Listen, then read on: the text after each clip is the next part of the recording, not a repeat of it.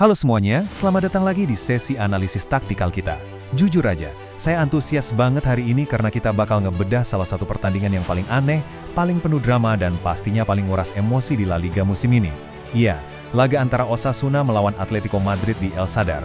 Buat saya sebagai analis, pertandingan terbaik itu bukan cuma soal siapa yang menang atau kalah, tapi pertandingan yang punya cerita di balik skor akhirnya.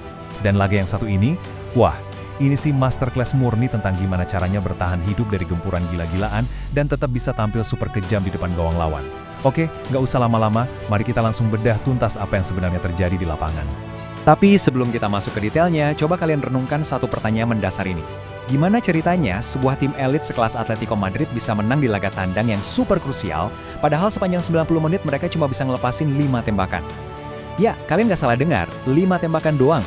Ini benar-benar anomali statistik yang nggak masuk akal. Di era sepak bola modern sekarang, di mana penguasaan bola dan taktik pressing itu segalanya, menang dengan volume serangan seminim ini rasanya hampir mustahil kan? Tapi skuad asuhan Diego Simeone justru ngebuktiin sebaliknya, dan rahasianya bakal kita bongkar bareng-bareng sekarang. Nah, biar kita bisa paham betul keajaiban taktis ini, kita udah susun agendanya. Kita bakal mulai dari ringkasan laganya, terus ngebahas anomali data XG, peluang-peluang emas tuan rumah yang kebuang sia-sia, efisiensi gila dari seorang Sorloth, drama kartu merah di menit akhir, dan ditutup dengan kesimpulan taktikalnya. Oke, langsung aja kita masuk ke bagian pertama. Kita lihat gambaran besarnya dulu di ringkasan laga dan kemenangan 2-1 di El Sadar. Jadi, Atletico Madrid ini sukses ngamanin kemenangan 2-1, walaupun mereka harus benar-benar menderita dan ngelewatin 11 menit terakhir yang super menegangkan. Kemenangan ini jelas nunjukin momentum positif mereka di La Liga. Bayangin aja, ini adalah kemenangan ketiga mereka dalam 4 pertandingan terakhir. Terlepas dari segala drama dan kepanikan di ujung laga yang bakal kita bahas nanti, bisa bawa pulang 3 poin penuh dari El Sadar kandang Osasuna yang terkenal angker banget buat tim tamu, itu jelas pencapaian yang gak main-main buat Simeone dan anak asuhnya. Mereka datang, mereka digempur habis-habisan, tapi mereka pulang bawa kemenangan. Lanjut ke bagian kedua, kita bakal ngebahas sesuatu yang bikin dahi berkerut. Anomali statistik seputar XG dan tembakan. Nah, disinilah insting analis kita benar-benar diuji. Ini dia bagian yang paling gila dari pertandingan ini. Jurang perbedaannya itu loh, jomplong banget. Di satu sisi, Osasuna itu secara harfiah memberondong pertahanan Atletico dengan 23 percobaan tembakan, 23. Dan dari situ, mereka ngasilin angka harapan gol atau XG sebesar 2,22. Kalau di atas kertas sih, secara matematis mereka minimal udah nyetak 2 gol. Tapi di sisi lain, Atletico Madrid, mereka cuma ngelepasin 5 tembakan dari awal sampai akhir. Tapi coba perhatiin XG mereka, 1,64. Kelihatan kan poin utamanya, kualitas itu ngalahin kuantitas. Osasuna emang punya banyak banget peluang, tapi rata-rata kualitasnya rendah, atau cuma peluang acak. Sementara Atletico, sekalinya mereka nyerang, walaupun cuma 5 kali, peluang itu benar-benar berbahaya dan persentase golnya tinggi banget. Ini nih yang namanya tampil klinis level dewa dari Atletico, sementara Osasuna kayak ngehukum diri mereka sendiri karena nggak efisien. Tapi tunggu dulu, emangnya seburuk apa sih penyelesaian akhir Osasuna di laga ini? Nah, itu ngebawa kita ke bagian ketiga, momen krusial sang tuan rumah, atau lebih tepatnya, peluang-peluang emas yang menguap begitu aja. Kita semua tahu sepak bola itu seringkali ditentuin sama margin yang super tipis kan? Kisah nyesek Osasuna ini bisa kita rangkum di 3 momen krusial. Ante Budimir, striker andalan mereka, kayaknya bener-bener lagi apes deh. Momen pertama, ada tembakan dari Valentin Rozier. Itu jaraknya udah deket banget, Budimir cuma tinggal belokin bola dikit aja harusnya masuk, malah meleset. Terus momen kedua, ini lebih parah lagi. Koke ngelakuin blunder fatal lewat back pass, ngasih Budimir situasi 1 lawan 1 yang matang banget. Bukannya diceplosin santai, sontekannya malah melambung jauh di atas mistar. Astaga. Dan terakhir ada momen yang bikin deg-degan, waktu wasit nunjuk titik putih karena ngira kiper Atletico, Juan Musso, ngelanggar Budimir. Tapi untung ada VAR. Begitu dilihat tayangan ulangnya, jelas banget, Musso dapat sentuhan bersih ke bola duluan, jadi penaltinya dibatalin. 3 momen besar, 3 peluang emas, dan hasilnya 0 gol. Di level sepak bola setinggi ini, kalau kalian buang-buang peluang mutlak lawan tim sekelas Atletico, ya siap-siap aja dihukum. Dan pemain yang datang buat ngehukum kelengahan, itu adalah sosok yang bakal kita bahas di bagian keempat, Alexander Sorloth, sang striker super sub dengan efisiensi yang benar-benar mematikan. Coba kalian resapi angka 13 ini, 13 gol di La Liga. Sampai titik ini, nggak ada satupun pemain Atletico yang nyetak gol lebih banyak dari dia di Liga Domestik.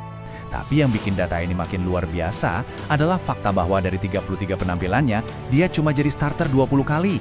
Maksud saya, ini adalah definisi sesungguhnya dari kata efisien. Di laga ini aja, Charlotte baru masuk di jeda babak pertama. Cuma main 45 menit, tapi dia jadi penentu kemenangan. Malahan, dia nutup laga dengan jumlah tembakan terbanyak di timnya, yaitu 2 tembakan. Ya, cuma 2. Bayangin, masuk setengah babak aja, udah jadi poros serangan yang paling ditakuti. Dan ngomongin Charlotte, kita wajib ngebahas senjata utamanya. 6 gol sundulan dari 30 pertandingan tahun ini di semua kompetisi. Kalian tahu nggak? Itu rekor tertinggi dari semua pemain di 5 liga top Eropa loh. Gol penentunya di menit ke-71 persis ngebuktiin hal ini. Marcos Llorente ngirim umpan silang yang sempat sedikit belok arah, dan tebak siapa yang udah nunggu di tiang jauh buat ngeksekusi? Yah, Charlotte. Insting posisinya, dominasi duel udaranya, dia benar-benar ada di level yang beda dibanding pemain Eropa lainnya saat ini. Tapi, keunggulan itu sempat bikin sport jantung. Kita masuk ke bagian kelima drama menit akhir Llorente dan ujian bertahan dengan 10 pemain. Kalau kita lihat lini masa laganya, kerasa banget kayak naik roller coaster. Atletico tuh sebenarnya buka keunggulan dengan mulus di menit 15. Waktu Ademola Lookman sukses ngeksekusi penalti gara-gara Javi Galan handball yang ketangkap VR. Terus, pas Charlotte ngegandain keunggulan di menit 71, rasanya Atletico udah pegang kendali penuh kan? Udah aman lah pikir kita. Ternyata menit ke-79 ngerubah segalanya. Marcos Llorente, yang padahal baru aja ngasih assist, malah bikin pelanggaran ke Aimar Oros di tengah lapangan. Boom! Kartu kuning kedua, dan dia harus mandi lebih cepat. Praktis, Atletico terpaksa main dengan 10 orang di sisa 11 menit plus tambahan waktu.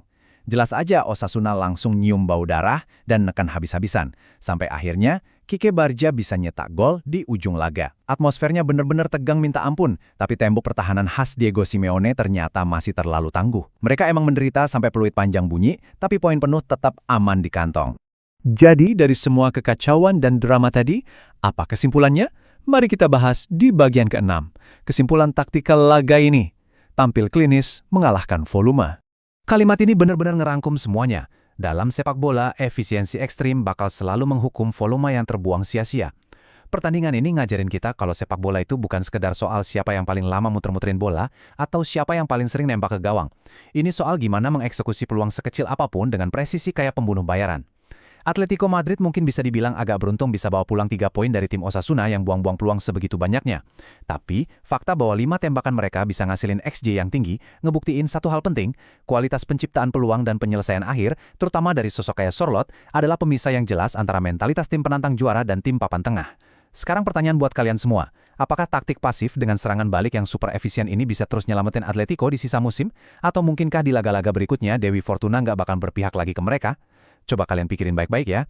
Oke, makasih banyak udah gabung di sesi analisis kali ini. Sampai ketemu di bedah taktik selanjutnya.